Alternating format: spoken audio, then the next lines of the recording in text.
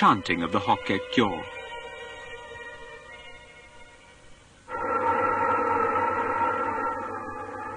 One night, an old Nyudo called Abutsubo crept into the hall. An ardent believer in Amida Buddhism, he had come to kill the supposed enemy of his faith. But Abutsubo was overwhelmed by Nichiren's dignity and was converted.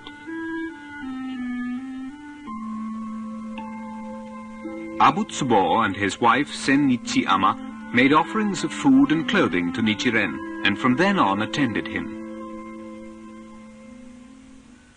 The priests of the various schools in Sado Island then approached Homma Shigetsura and asked him to kill Nichiren. Shigetsura pointed out that such a thing was against the law. "Why do you not meet Nichiren in public debate?" he asked them. "If he cannot answer your questions, he will soon follow you." They conceded, and for 2 days held a public debate at Tsukahara in Shigetsura's presence. It was the 16th and 17th of the first month in 1272. Priests from all over the island and from the mainland joined the debate, and contrary to their expectations, it ended in Nichiren's favor. As Shigetsura was about to leave, Nichiren called him back. "There will be a revolt in Kamakura soon," he told him. "Hurry there and distinguish yourself."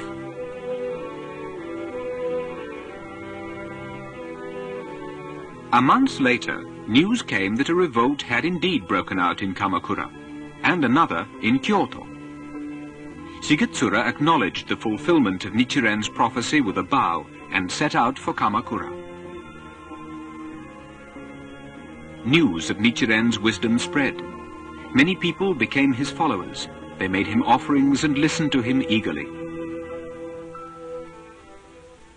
Meanwhile, in Kamakura, the government officials were impressed by Shigetsura's report on Nichiren's prophecy. The suppression of Nichiren Buddhists was mitigated, and Nichiro, together with the others who'd been imprisoned, was released from the dungeon. Still, the priests from the other schools on Sado Island were jealous of Nichiren. They hung around the Sanmai-do hall, waiting for a chance to kill him. In the second month of the year, Nichiren wrote the Kai-mokusho, saying that he was aware that his life was in danger.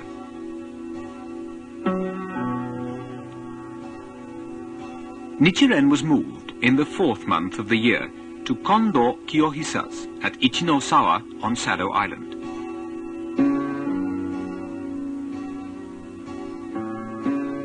Kondo Kiyohisa and his wife were Amida Buddhists, but they grew more and more towards Nichiren, attracted by his personality. Finally, they were converted and were glad to attend him.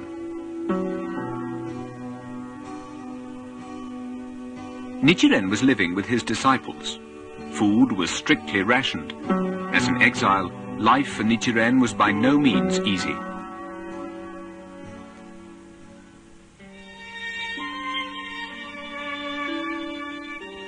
One day, a woman visited Nichiren, bringing with her a baby girl. Nichiren was moved by her devotion and named her Nichiren Shonin, an extraordinary honor for a layperson, for the title means saint.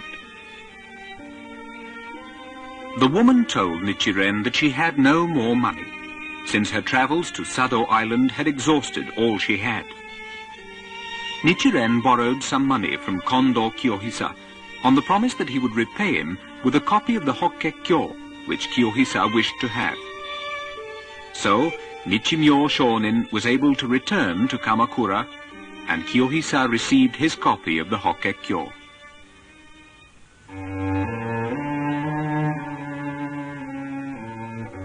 On the 25th of the 4th month, in 1273, Nichiren completed writing the treatise known as Kanjin Honzon Sho.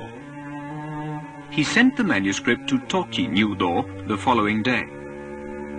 Together with the Rissho Ankokurong and the Kaimok-sho, the Kanjin Honson-sho is regarded as one of the three most important works by Nichiren.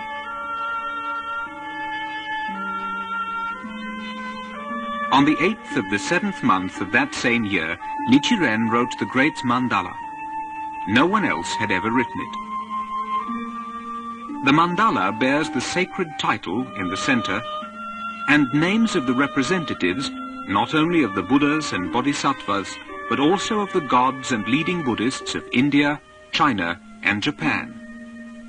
The names are given on either side of the sacred title or below it, and are arranged according to the teachings of the Hokkekyo.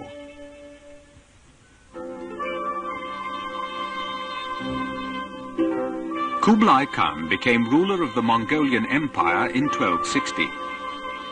In 1271, the empire was given the Chinese-style name of Yuan. A large fleet from the Mongolian navy was dispatched to the southern coast of Korea early in 1274. Its purpose was to invade Japan. When he heard of this, the Shikken Hojo Tokimune was reminded of Nichiren's earlier prophecy. He was ashamed of the way he had treated the Buddhist prophet and decided to release Nichiren from exile.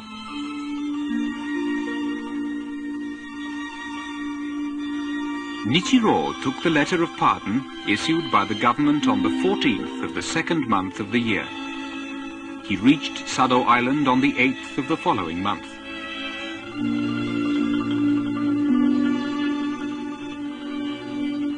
Nichiren considered Sado Island the place where he had written on the most intrinsic philosophy of the Hokkekyo. In the year of his pardon, Sado Island was as peaceful as ever. Who could have guessed that just 7 months later, the Mongols would invade Japan?